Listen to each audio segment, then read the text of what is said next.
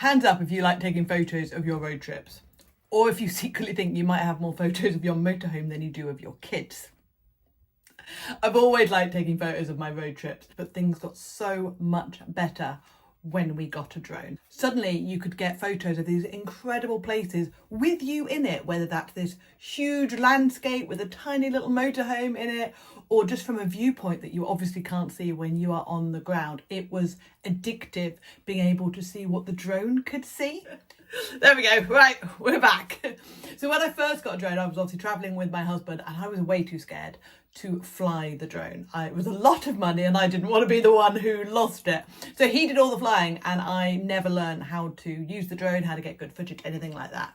So when I was starting to travel solo, I wanted to take a drone with me, and it was a bit of a learning curve, I have to say. It's not as easy as the professionals make it look. So in this video, I'm going to share with you everything I've learned about how to capture drone footage of your road trips, whether you're traveling as a couple or whether you're traveling solo. So you can have the confidence to go and capture incredible photos and videos of your adventures. So before we dive into the tips for how to take incredible footage of your road trips, we need to talk about the tools. We need to talk about the drone. Now, when I first started traveling solo, I did not want to spend a lot of money on a drone. I was terrified I'd break it or lose it or crash it. And actually I've done all of those things. So yeah, the fear was not justified, I have to say. But I did start out with, I think, 3 cheap versions, and I've got to say they were rubbish. So they either weren't very stabilized, most of them couldn't fly in anything stronger than a light breeze, which was ridiculous, especially when I like traveling in places like up a mountain or whatever where the wind's generally quite strong. But most importantly, the camera wasn't that good and the controls weren't that intuitive. So it was really hard to fly for really rubbish results. So eventually I caved and I got myself a DJI Mini, which was a previous version of this. Now this is the DJI Mini 4 Pro, which is the latest one that I've got, and it's brilliant. The one, if you follow me for a while, you'll know that in the Outer Hebrides, where I was there earlier this year, I lost my Mini 3 Pro, which again was brilliant. The camera was superb. I highly recommend that one. And actually, if you're watching this on the Black Friday weekend, when this video will hopefully, if I can edit it in time, get released, they've got some fantastic deals on the DJI Minis. Now, the reason I recommend the Mini, unless you're like a mega professional photographer, these are under 250 grams, which means that they are not subject to a lot of the stricter drone laws, and you can actually get a bit more freedom about how and when you fly it.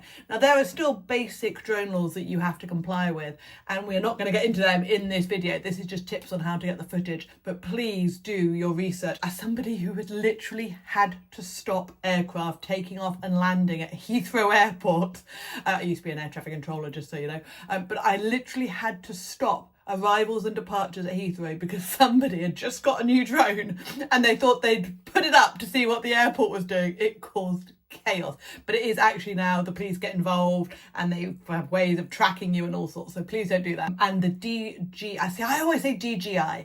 I know it's GJI, but DJI just sounds better in my head, so apologies if I say DJI, but yeah. So I like the DJI interface because they have this brilliant system where when you start it up, it's like, do you know you're in a no-fly zone? You're like, oh, okay, I'm not flying it now then. But you can also use there's an app called Drone Assist, which is run by the CAA, the Civil Aviation Authority, and they will tell you, especially in the UK, where you can and cannot fly. And there's a couple, I think there's one called Drone Safe, something like that. If you look on the App Store or in the Android App Store, there will be several drone apps which will tell you where you can and cannot fly. But I love DJI drones. They are so well built, and having used some of the cheaper options, you just don't get the same camera quality, but the stabilization, they can fly in all sorts of crazy weather, as I can attest. And to be fair, this one's flown in some really nasty weather and certainly up mountains and all sorts, and it was brilliant, absolutely brilliant. So that's what I recommend you get if you're planning on using it to capture your road trips or even like family events or whatever.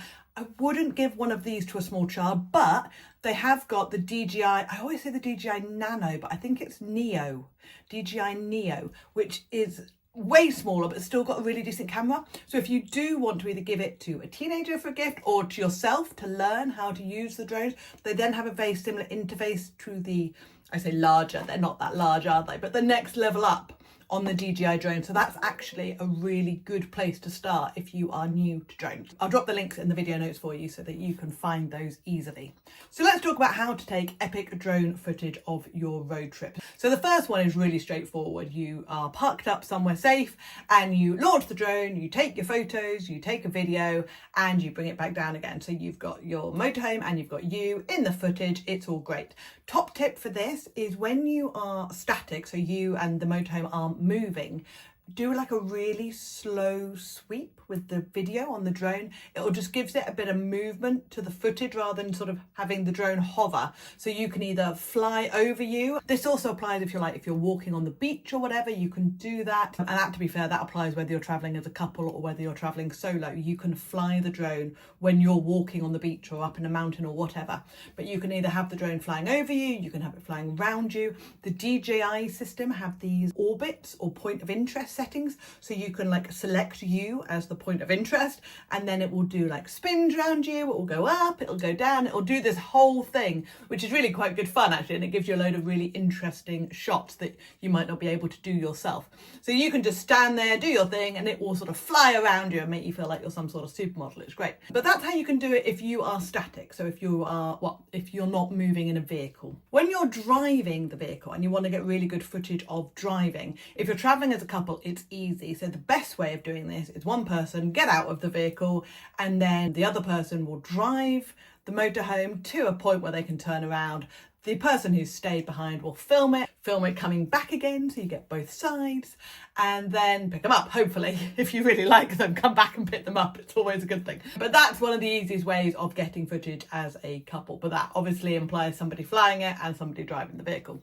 The other thing that you can do is launch the drone when you're in a parking place, and then one person will drive, one person will fly the drone, and then you just drive to the next pull-in parking place when you can then safely retrieve the drone. So that's really straightforward as well. So when I'm doing that, I try to get photos either side on or slightly in front or slightly behind of the van. It just gives a really good angle. Occasionally I'll be dead on or dead behind, especially if there's something dramatic, like if we're driving towards a mountain range or whatever. But just be really careful, especially if you're flying quite low, that you're not flying directly over the road. You need to fly just slightly to one side of it or the other. But that's probably the easiest way. One of you drive from parking place to parking place and then the other one can fly the drone and concentrate on that.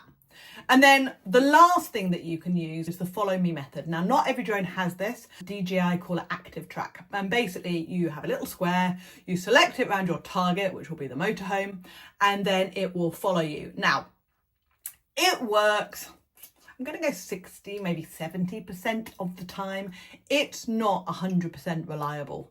If a vehicle comes past you the other way, especially if it's a white van or another motorhome or something, there's a really high chance that the drone's going to be like, oh, I'm going to follow this one. And it just follows the drone off, which is why if there's two of us in the vehicle, I very rarely use the active track. It's easier just to manually fly it. And also then I can get the position that I want to.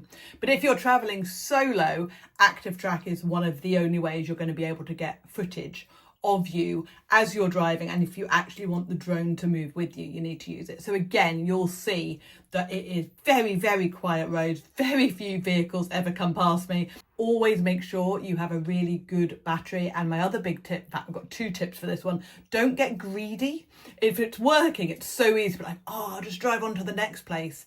And then the next place, then suddenly the battery goes low. The drone's like, I'm going to return to home. You've got to drive and concentrate on your vehicle.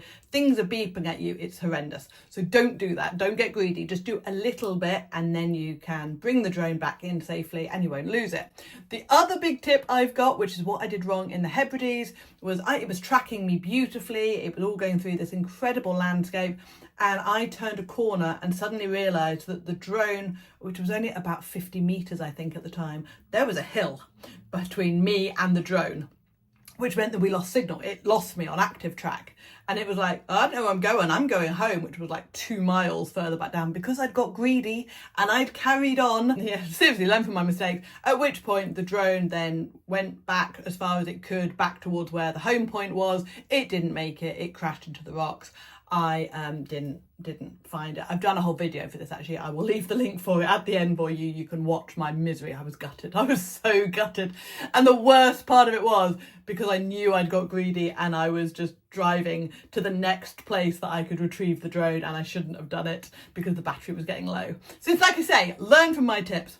Now, if you are traveling solo, the best way that I take video footage of me actually driving the motorhome is I will launch the drone, I'll set up the shot I want, and then I will drive to the next parking place and just let the drone stay there and hover. So that's what I tend to use, is having it in one place and either static following me, so I drive in and out of the shot, or then I set up the active track and it just very slowly follows me from quite a wide angle. So that is how I take drone shots of myself whilst I'm driving. The biggest advice I can give you is to invest in a decent drone with a really good camera, good stabilization, good sensors. I've not found anything better than the DJI, so I highly recommend you get one of those. And then you just need to practice. It sounds daunting, especially when you're like, that's a lot of money, and you won't want to fly it over water, and you won't want to fly it over the top of a hill or anything like that, but you will build your confidence up. And the more you practice, the better your footage will get, and then you'll be able to start wowing your friends and family with your incredible drone footage. It's totally worth it. It's great. If you do have any questions, by all means, drop them below. If you want to see the video of when I lost my drone in the Hebrides, this is the one you want to watch. It'd be nice. I was gutted. I was so upset. But yeah, that's the one you want to watch with all the drama in. Hope you found that useful. As always, thanks for watching, and I'll see you on the road. Take care. Bye.